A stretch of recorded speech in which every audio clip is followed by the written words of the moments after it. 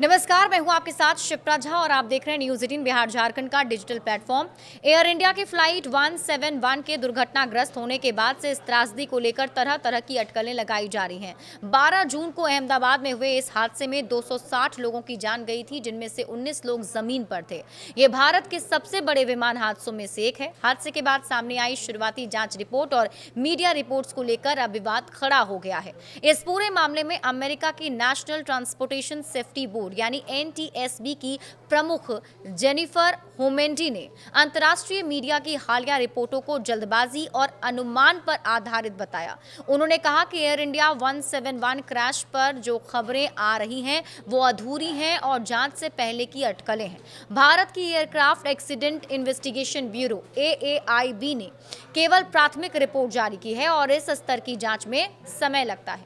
Air India के crash report में अलग अलग दावे किए गए हैं। देखिए, AAIB की शुरुआती रिपोर्ट में बताया गया है कि उड़ान के दौरान फ्यूल सप्लाई अचानक बंद हो गई थी। एक पायलट ने इस पर सवाल उठाया, लेकिन दूसरे पायलट ने इससे इनकार किया।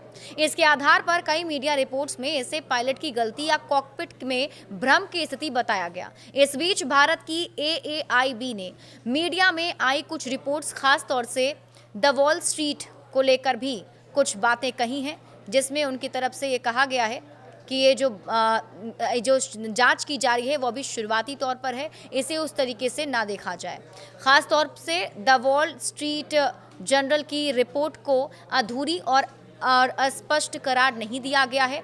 इसके साथ ही ब्यूरो ने कहा कि इस तरह के बड़े हादसे से स्वाभाविक रूप से जनमानस में चिंता पैदा होती है, लेकिन इस समय भारत की विमानन सुरक्षा को लेकर डर या भ्रम फैलाना सही नहीं है, खासकर जब सच्चाई की पुष्टि ना हुई हो।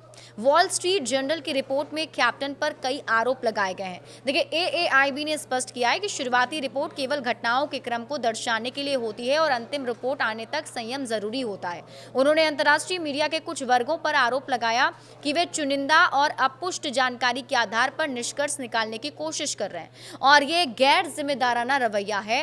वॉल स्ट्रीट जर्नल की रिपोर्ट में कहा गया है कि अमेरिका के अधिकारियों के अनुसार ब्लैक बॉक्स रिकॉर्डिंग से ये संकेत मिलता है कि कप्तान सुमित सभरवाल ने ईंधन नियंत्रण स्विच फ्लाइट के क्रैश होने से ठीक पहले बंद किए थे।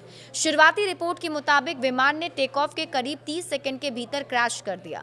रिपोर्ट में बताया गया कि जैसे ही विमान अपनी अधिकतम गति पर पहुंचा, इंजन 1 और इंजन 2 के fuel cut off switch run से कट ऑफ की स्थिति में चले गए और वो भी 1 सेकंड के भीतर। हालांकि रिपोर्ट ये स्पष्ट नहीं करती है कि ये स्विच अपने आप कैसे बंद हुए। रिपोर्ट में यह भी कहा गया है कि स्विच को वापस रन मोड में लाया गया था, लेकिन तब तक विमान की ऊंचाई कम हो चुकी थी और वो समय रहते दोबारा ताकत नहीं जुटा सका।